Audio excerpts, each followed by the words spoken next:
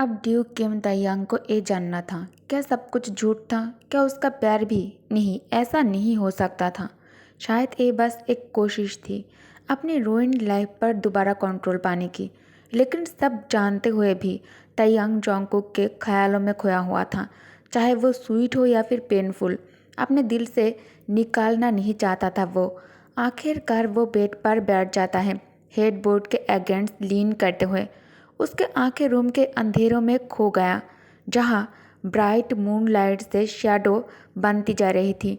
और फिर उसने धीरे से हुइसल की, जैसे दिल के अंदर से एक म्यूजिक निकल रहा हो।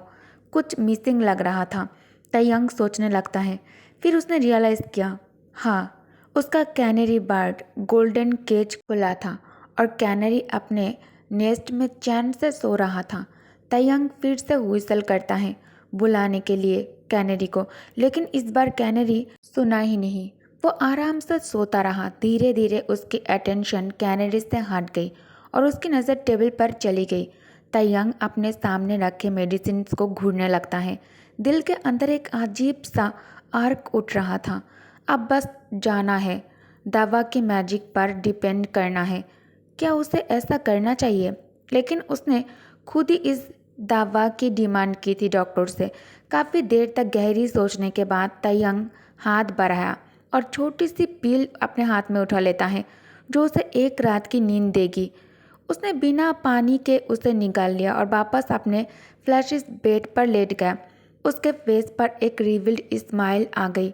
वो महसूस कर रहा था कि दवा का इफेक्ट चल रहा है। उसे अंदर की रेस्टलेसनेस धीरे धीरे ख़त्म हो रही थी। ताeyang सोचता है, हाँ, नींद ही मेरी प्रॉब्लम थी, अब सब ठीक हो जाएगा। डॉक्टर पार्क ड्यूक ताeyang से मिलने आ रहा था। ये न्यूज़ सुनकर लेडी का दिल तेज़ धड़कने लगता है। उसने मेड से पूछा, सच? डॉक्टर आज वहाँ गए थे चेक करने? यस माय लेडी, मेड ने जवाब दिया। लेकिन ड्यूक किम ताeyang के मादर के शार्प टोन से वो डर जाती हैं। वो थोड़ा काउड डाउन हो गई और धीरे से अपने ब्रीथ के नीचे कुछ मम्बल किया। ये सुनकर लेडी कुछ पल के लिए साइलेंट हो गई। जब मिडिल एज नौकरानी ने दोनों डचेस के पास बैठकर हाँ में सिर हिलाया, एक यंग नौकरानी उसे सिग्नल देती है और फिर वो मिडिल एज नौकरानी सिग्नल समझ जाती है और जल्दी से खाली बर्तनों को लेकर रूम से निकल जाता है। जैसे ही वो गई, ड्राइंग रूम की शांति में सिर्फ 2 साइड डिशेस बची थी। अब मैं क्या करूँ? वो तो एक ऐसा बच्चा था जो बिना कभी बीमार हुए बड़ा हुआ था। ड्यूक किम ताeyang के मादर अब सोच में पड़ गई थी और बहुत ज़्यादा परेशान थी। ड्यूक किम ताeyang के मादर अपने दिल ही दिल में ये सोच रही थी और अपने सास की तरफ चिंतित नज़रों से देखती है। और अब ओल्ड मिसेस किम भी बहुत ज़्यादा चिंतित लग रही थी। मिस्टर वांग और जोंगकुक के यूँ अचानक चले जाना आरविश को छोड़कर सभी लोगों को शौक और उलझन में डाल गया था। ये सबके लिए बड़ी चिंता का विषय था।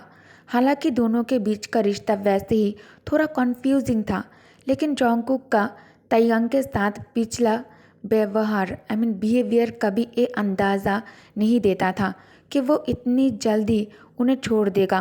किस्मत से लग रहा था कि ताeyang उन दोनों के चले जाने से ज़्यादा परेशान नहीं लग रहा था।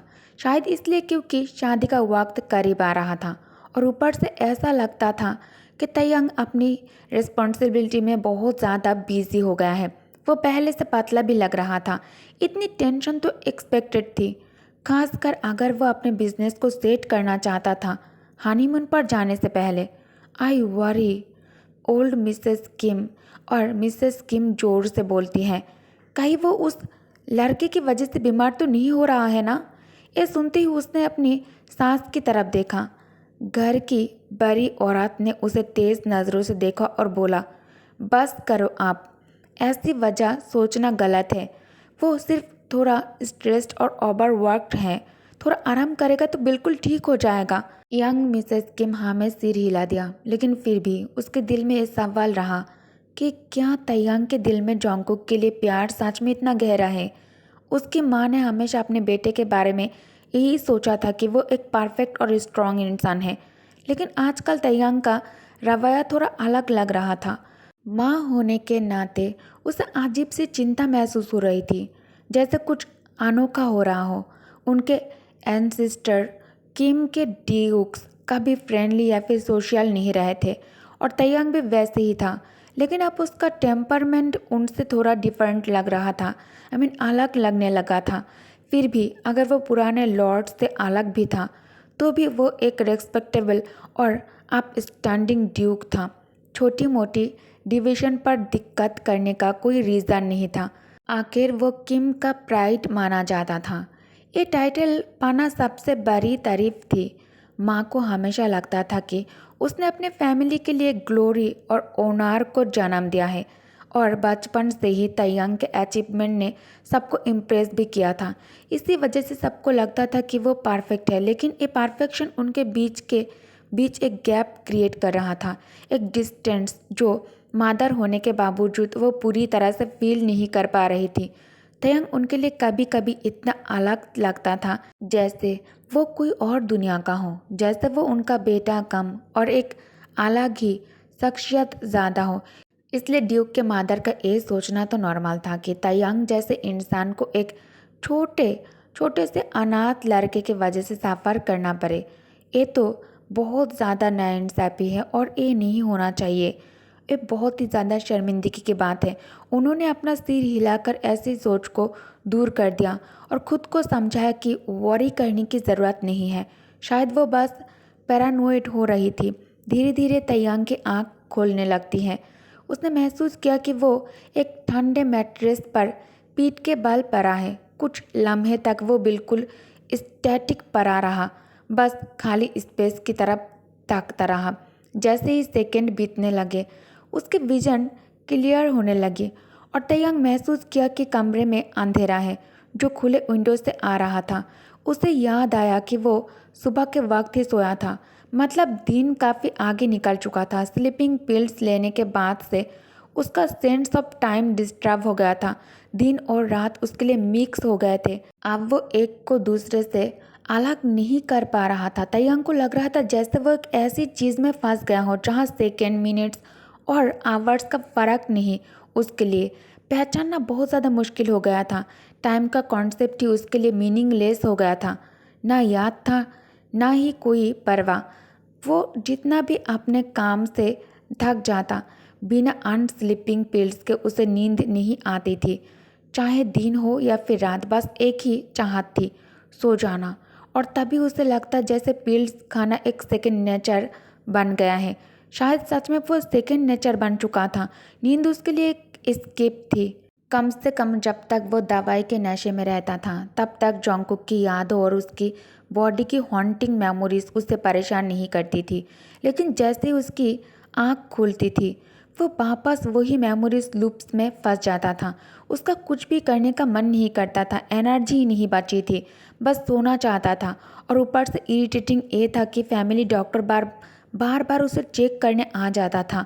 उसने कभी बुलाया भी नहीं था, फिर भी वो बूढ़ा डॉक्टर उसके बेडरूम में आ जाता था और आ जाता रहता था। ये उसके पेशेंट्स को तोड़ रहा था। और कल तो डॉक्टर पार्क ने हाँ ही कर दी। उसे कह दिया कि अब वो और स्लीपिंग पिल्स प्रेस्क्राइब नहीं करेगा उसके लिए। कितना बेकार है, उसकी हिम्मत कैसे हुई।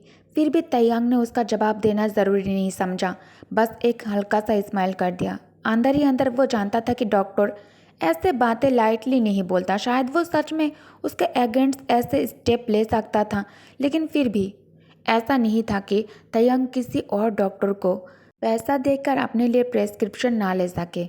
ये सोचकर तयंग बेड से उठ गया, अपने पैर घसीटते हुए। उसके स्टेप्स बहुत ज़्यादा हेवी और स्लगिश थे। उसने क्लॉक की तरफ देखा। तयंग शावर लेने के बाद और एक गिलास पानी पीने के बाद ऑलरेडी नून निकल चुका था। आज का स्केड्यूल क्या था, वो याद करने की कोशिश करता रहा, लेकिन दिमाग इतना खाली था कि कुछ याद ही नहीं आया उसे। आखिर में तयंग डिसाइड किया कि वो अपने आप को रेडी करेगा। और जब वो खुद को फिक्स कर रहा था, तयंग बेल खींचता है और अपने बटलर को बुलाता है। उसने जैसे ही शर्ट का लास्ट बटन बंद किया, तभी हसन उसके डोर पर नॉक कर रहा था। तयंग तुरंत उसे एंटर करने दिया। I shall prepare a meal for you my lord, Hasan ने उसे इन्फॉर्म किया। उसकी ड्रेस्ड फिगर को देखकर। नो, तयंग तुरंत रिप्लाई करता है। Coffee is enough for me. उसने ऑर्डर दिया। उसका कुछ खाने का मन नहीं कर रहा था, मूड ही नहीं था। इस घर में सब कुछ उसे ब्लांड लग रहा था और बहुत ज़्यादा बोरिंग लग रहा था। माय लॉर्ड, हसन प्रोटेस्ट करने की कोशिश कर रहा था, वो करने ही वाला था, लेकिन तयंग उसकी बात को काट देता है बीच में। तयंग के लिए आप अपने बटलर के ओपिनियंस मैटर नहीं करते थे उसके लिए। What's my afternoon schedule? Tayang पूछता है, विंडो के पास जाकर कर्टेन पुल करते हुए। उसकी आइज़ स्काई पर गई, जो यूजुअल से ज़्यादा डार्क और हेवी लग रही थी। क्लाउड्स ने सनलाइट ब्लॉक कर दिया था, लेकिन ठंडी हवा फूलों की स्वीट सेंट ले आई थी। कर्टन्स खुलते ही ऐसा लगा जैसे स्प्रिंग उसके रूम के अंदर डांस कर रही हो। Your schedule is clear for the whole afternoon my lord, you can take a rest, Hasan ने आंसर दिया। All right, still here, I see. Tayang softly hum किया, गार्डन की तरफ देखते हुए। You have to eat master, Hasan ने concern tone में कहा। Should I call for doctor again? ये सुनकर तयंग के अंदर इरिटेशन और ज़्यादा बढ़ जाता है। उसका बटलर पहले कभी इतना इंसिस्टेंट नहीं हुआ था, लेकिन आज ज़्यादा परसिस्टेंट लग रहा था उसके लिए। तयंग अपने वेट हेयर को सेप बैक किया, पीछे की तरफ किया और पॉइंटेडली उसके तरफ स्टेयर किया। ओल्ड बटलर, जो कभी अपने फीलिंग्स एक्सप्रेस नहीं करता था, अब वरीड आइज से उसे देख रहा था। तयंग को समझ नहीं आया कि वो ऐसी लुक क्यों दे रहा है उसे। कॉन्सर्न की कोई ज़रूरत नहीं थी, लेकिन लोगों को समझना बहुत ज़्यादा टायरिंग था उसके लिए, जो कभी उसे समझ ही नहीं पाए। उसका बस दिल कर रहा था कि वो वापस सो जाए, और जब उठे तो ए बंडल्ड अप थॉट्स स्मोक की तरह डिसअपियर हो चुके हों।